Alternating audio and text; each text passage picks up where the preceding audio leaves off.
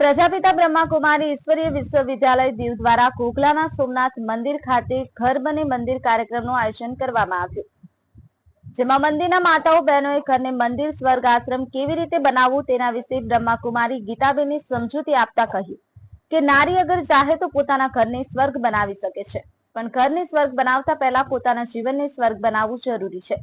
એના માટે જીવનમાં જ્ઞાન, પવિત્રતા, સુખ, શાંતિ, પ્રેમ, આનંદ અને શક્તિની આવશ્યકતા છે।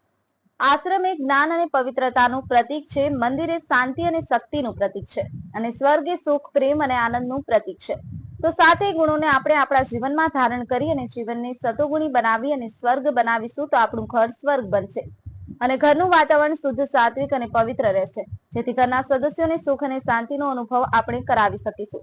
ઘરમાં ગમે ત્યારે કોઈ પણ પ્રકારની પરિસ્થિતિ આવે ત્યારે પરમાત્માનું આહ્વાન કરી અને શક્તિઓનો અનુભવ કરવો, જેથી ઘરનું વાતાવરણ શક્તિશાળી બની રહે અને આપણે આપણા ઘરને મંદિર સમાન બનાવી શકીએ। બ્રહ્માકુમારી ગાયત્રી બહેને દરેકનું શબ્દોથી સ્વાગત કર્યું અને દીપ પ્રાગટ્ય તથા કેક કાપી અને કાર્યક્રમની શુભ શરૂઆત કરવામાં આવી। અંતમાં દરેકનો આભાર માનવામાં આવ્યો। સોમનાથ મંદિર તથા બ્રહ્માકુમારીઝના સદસ્યો હાજર રહ્યા હતા। આહિર કાળુભાઈ, દીવ 24/7 ન્યૂઝ, દીવ। શાંતિ।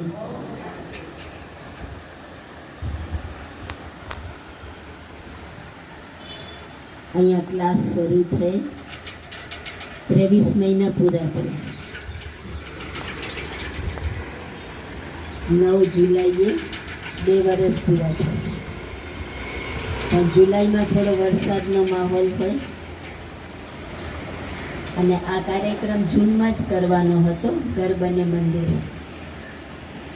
તો બંને વાતો આપણી સિદ્ધ થઈ જાય, એના માટે ખાસ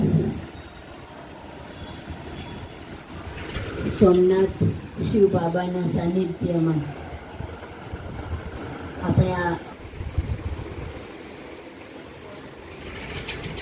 7 દિવસનો કોર્સ પૂરો થયો।